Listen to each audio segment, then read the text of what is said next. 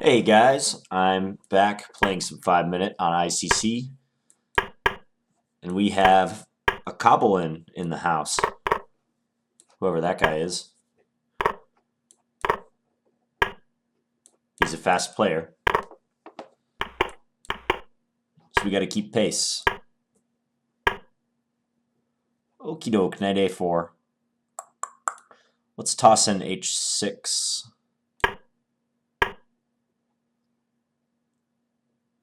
Then we'll go rook e8. How about that?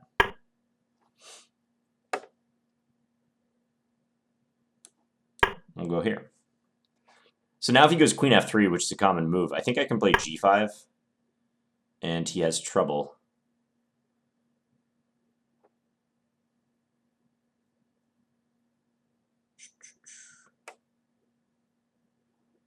Let's go a5. Get him to weaken himself slightly, and just develop. Development is in order. This position looks pretty boring. That's what tends to happen in this line. Get really, not totally dead positions, but positions without a whole lot of options for either side. He's got some marginal pressure now.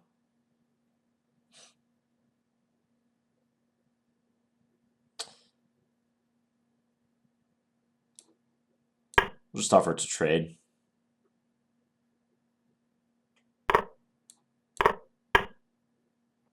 Queen d4. Okay. Was not expecting that.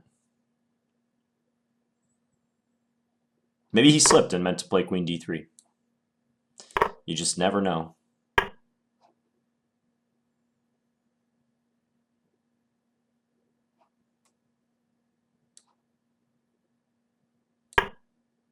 This should be fine. I'm kind of being careful not to drop anything. I feel we're already on move 22, and it's essentially an endgame. So being a little bit careful is justified, spending the extra time to do so. Check. Okay. I think I can just bring my king up to d6. I don't see any issue with that.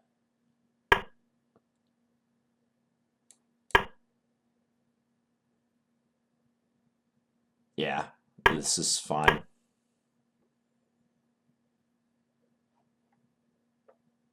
How to arrange my pawns on the king side, that will be the next task. Because I don't think I want to push these. I mean, I could push c5, but there's no real good way to do that so far.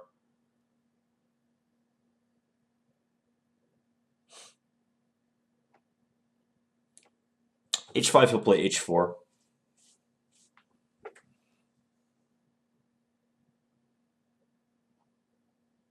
I kind of like at g5, so I'll do that.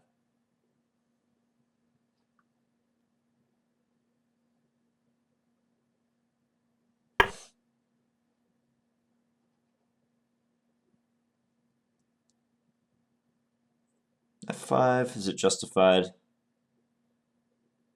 No, somewhat unnecessary. You know what, though? Let's do it. He can play b5 now, but I'm not that worried about that move. Then he just goes there. Okay. Now we seek some counterplay against his king. h3, let's go h5. I'm trying to get in with my rook. Like, if I can play h4 and then put the rook on g3, it's happy day. This whole time, though, he can go b5. Slightly troubling. Don't think it really matters, though.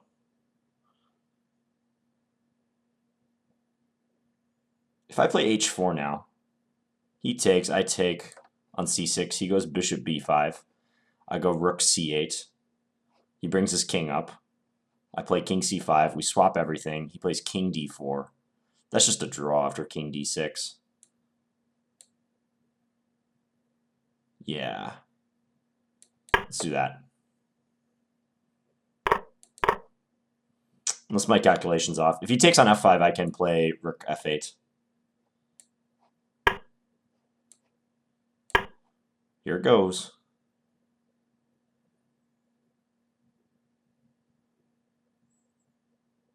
Yeah, I think this is a draw if he simplifies. I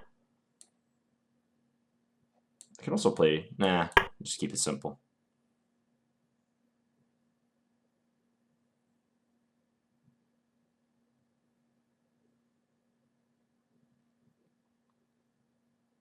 We'll see if he wants to play for a win.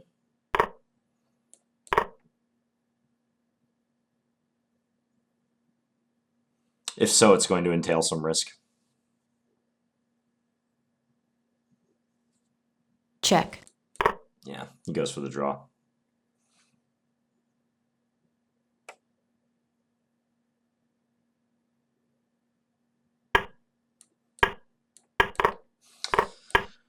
Yeah, it's just a draw.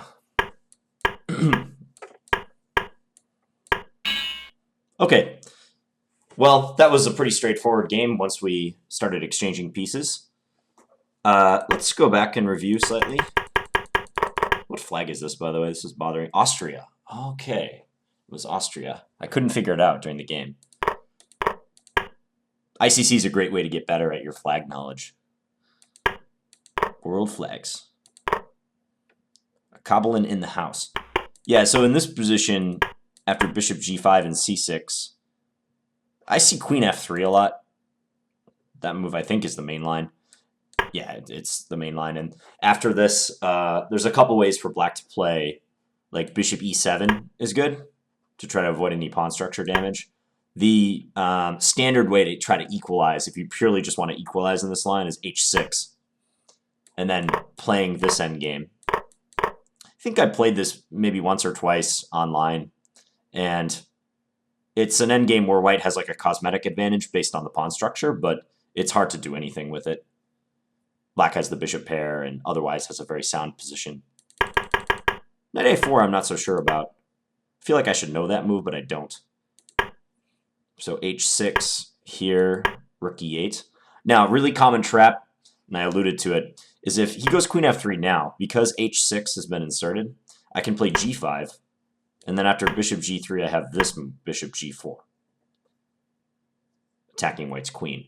Now, the queen looks like it's trapped, but I know in some positions of this type, bishop c7 is a saving resource, which I think he can play here. And if I take here, then queen takes here is the issue. But still, I think the fact that bishop g4 is even possible there probably will dissuade him from going for this line altogether. So this happened. I think a5 is a good idea for me, just because I'd like to get rid of that isolated pawn if I could. He probably has a very tiny advantage in this position, just based on the fact that his knight can get in here, and he's got some pressure on this pin. I was baffled why he didn't play queen d3 in this position, though, because I thought that was his whole plan. He went queen d4. But when he played bishop c2 a couple moves ago, I thought for sure he was going queen d3. Just look at the engine. Huh, engine actually likes queen d4. But if he goes here... Yeah, I mean, I was debating whether I wanted to play knight f8, which looks really passive and allows knight c5, or if I should play move like g6. It